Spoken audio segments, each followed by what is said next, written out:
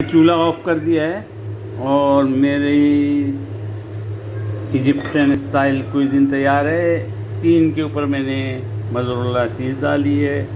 बाद लोग नहीं खाते हमारे घर में चीज़ और बास खाते हैं, तो उनका ख्याल करते हुए। और अभी मैं सर्विंग के लिए निकाल रहा हूँ। एक मैंने वो निकाल दी है, हरी मिर्च खाना मुझे बहुत पसंद है, हरी मिर्च।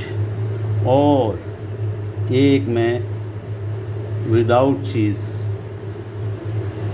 शिमला मिर्च। और जनाब आली लेमन मुझे बहुत पसंद है।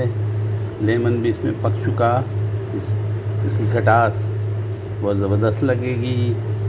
ये मैंने निकाल दी है और मेरा दिल करेगा तो बात को और निकालूँगा। एक बग़ैर टमाटर, बग़ैर चीज़ वाला, एक चीज़ वाला निकाला है। ये आप मेरी प्लेट देख सकते हैं, ज़बरदस्त। और इसके साथ चपाती, हाथ की रोटी, खाने में मज़ा, टेस्टी और हेल्दी और साफ़ सुथरा अपने घर का बनाया हुआ।